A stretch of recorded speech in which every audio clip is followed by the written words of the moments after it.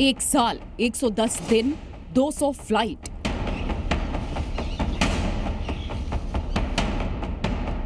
दिल्ली का फ्लाइट वाला चोर, गेस्ट हाउस का मालिक दिल्ली का रहने वाला और सिर्फ हवाई जहाज में चोरी। यूं तो आपने कई चोर और उनकी कहानियां सुनी होंगी, लेकिन दिल्ली का ये चोर सबसे अलग है, क्योंकि ये चोर चोरी करने के लिए आसमान तक पहुंच जाता था। जी हाँ, दिल्ली पुलिस ने एक ऐसे चोर को गिरफ्तार किया है जो सिर्फ हवाई जहाज में चोरी करता था। और इतना ही नहीं, वो अब तक 1 साल के अंदर 200 फ्लाइट्स तक ले चुका था और इस कमाई से अब वो एक होटल का मालिक तक बन चुका है।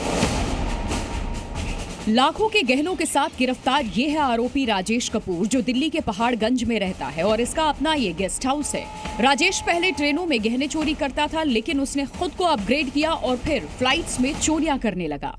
पुलिस के मुताबिक ये चोरी के मकसद से हवाई यात्रा करता था और यात्रियों के गहने चुराया करता था।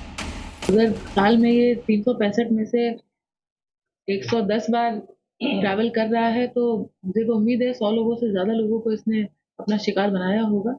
कुछ इंसिडेंट्स रिपोर्टेड है, कुछ नहीं है। हम लोग पीछे के भी सारी इंसिडेंट्स चेक कर रहे हैं। उम्मीद है कि अभी डिफरेंट एयरपोर्ट से भी हम टच में हैं, उनकी पुलिस को भी हमने इन्फॉर्म करा है, तो अभी काफी इंसिडेंट्स का खुलासा हुआ है।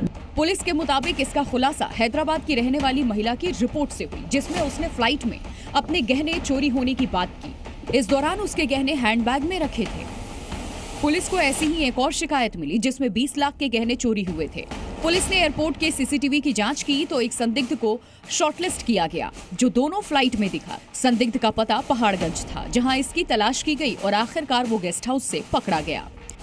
पुलिस का यह भी कहना है कि राजेश कपूर पहले ट्रेनों के अंदर चोरी की वारदात को अंजाम देता था, फिर अपने आप को अपग्रेड कर फ्लाइट के अंदर इस तरह की चोरी की वारदात को अंजाम देने लगा और पिछले 2005 से लेकर अब तक लगातार कई चोरी की वारदात को अंजाम दिया है। फिलहाल पुलिस इस पूरे मामले की जांच में जुटी है।